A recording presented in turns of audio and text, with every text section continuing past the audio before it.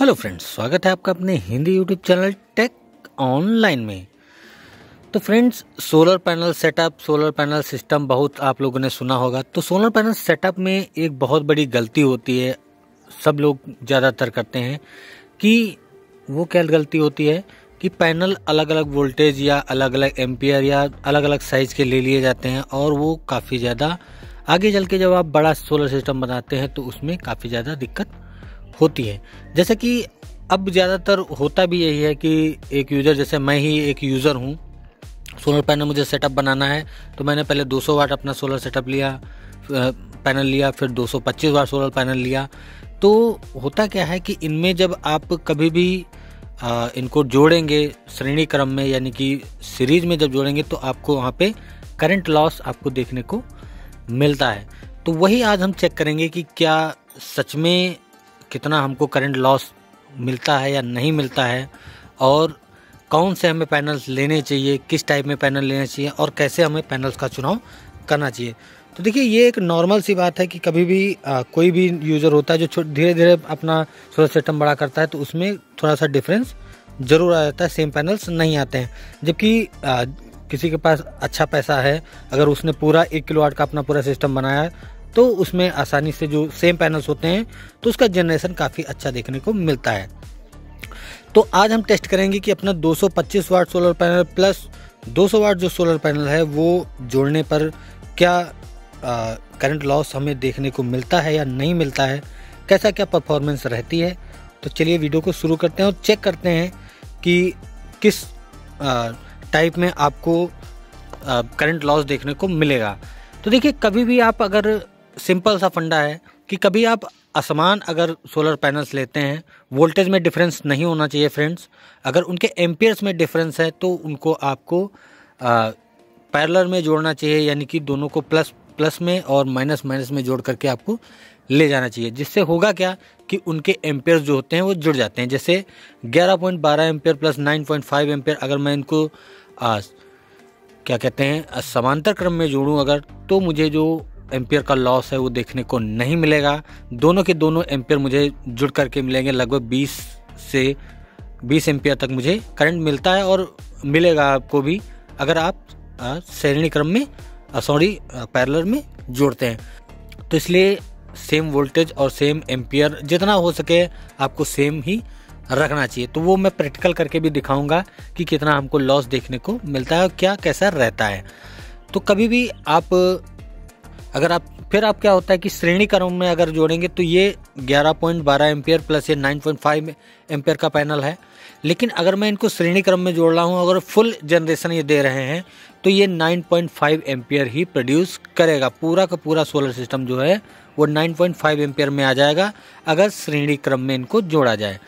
श्रेणी क्रम कम यूज़ किया जाता है जब आपको MPPT कंट्रोलर लगाना हो, चार्जिंग कंट्रोलर लगाना हो। जैसे अब मैं 1 किलोवाट अगर सिस्टम बनाना चाहूँ तो अपना 9.5 एम्पियर ही रहेगा अगर 24 वोल्ट का सोलर सिस्टम मैं अगर बनाना चाहूँ तो वहाँ पे दिक्कत आएगी। लेकिन अगर मैं पैरेलल ही इनको कनेक्ट करूँ तो उतना कोई प्रॉब्लम आने वाली नहीं है। तो अगर करंट लॉस मुझे मिलेगा तो वो श्रेणी क्रम में देखने को मिलेगा।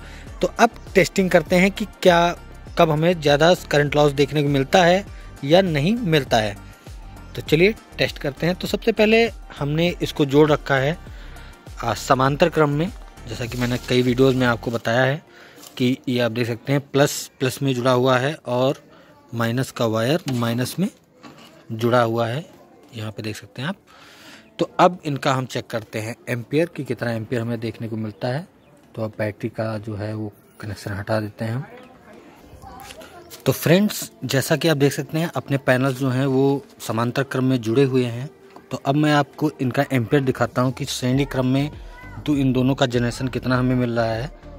तो इनको लगाते हैं यहाँ पे और 6.33 एम्पियर जो है हमें श्रेणी क्रम में देखने को मिल रहा है। यानी कि अगर मैं प्लस का प्लस में जोड़ दूं और माइनस का माइनस में लगा दूं तो समांतर क्रम में हमें मिल रहा है, यानी कि इसको कहते हैं पैरेलल 6.29 यानी 6.3 हमें जो एम्पियर है वो मिल रहे हैं। तो अब हम करेंगे इनको सीरीज में और तब देखते हैं कि कितना एम्पियर मिलता है।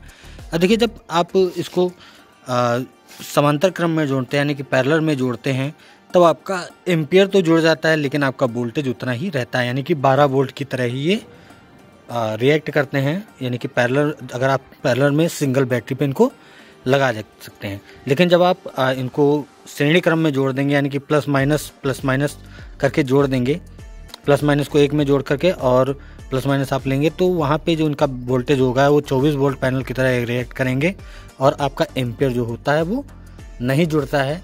एम्पियर उतना ही रहता है जितना कि कम वाले उसका वोल्टेज का होता है।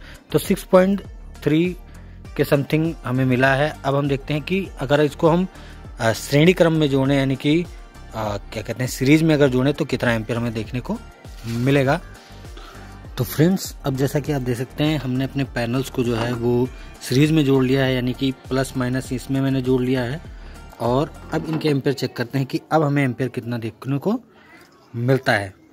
तो अब चेक करते हैं, यहाँ पे ये देख सकते हैं आप 2.9 यानी कि लगभग समथिंग 3 के करीब हमें मिल रहा है, जबकि 6.3 हम लोग को जो था वो पैरेलल करने पे मिल रहा था और सीरीज में हमें थोड़ा सा कम एम्पियर देखने को मिलता है। क्यों मिलता है फ्रेंड्स? क्योंकि अब अगर अपना पैनल 24 वोल्ट का हो गया है तो लगभग आधा एम्पियर हमको जस्ट हाफ एम्पियर मिलना चाहिए था, यानी कि 3 पॉइंट से समथिंग ज़्यादा हमें मिलना चाहिए था, जबकि हमें एम्पियर जो है वो कम देखने को मिल रहा है। कितना मिल रहा है? 2.8 के समथिंग हमें देखने को मिल रहा है, जबकि 3.5 हमें मिलना चाहिए था एम्पियर।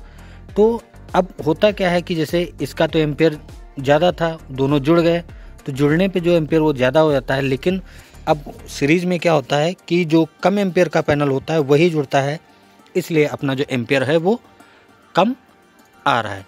तो अगर आप डिफरेंट टाइप के पैनल्स को जोड़ते हैं तो आपको करंट लॉस देखने को मिलेगा।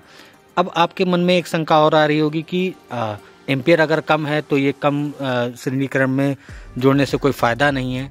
देखिए, श्रेणी क्रम उसका एम्पियर कम तो ज़रूर हुआ है, लेकिन वो इतने ही एम्पियर से आप 24 वोल्ट की बैटरी को चार्ज कर सकता है, यानी कि अब इतने एम्पियर से ये 2 बैटरी को चार्ज कर सकता है, इसलिए उसका एम्पियर अब वो कम दिखा रहा है।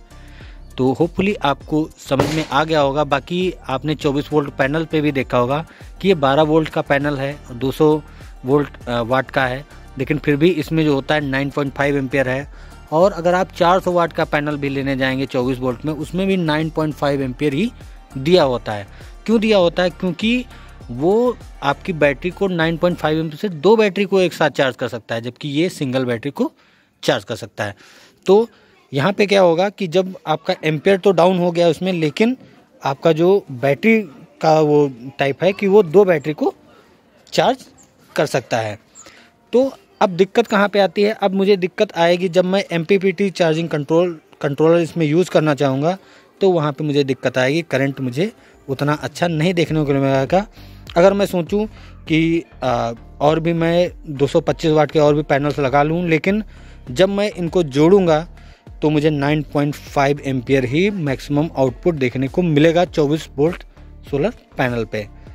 तो अगर आप ये गलती करने वाले हैं तो ये ना करें, सेम पैनल्स लें, सेम एम्पियर के पैनल्स लें, जिससे कि आप सीरीज क्रम में कभी भी करें तो आपका करंट लॉस ना हो।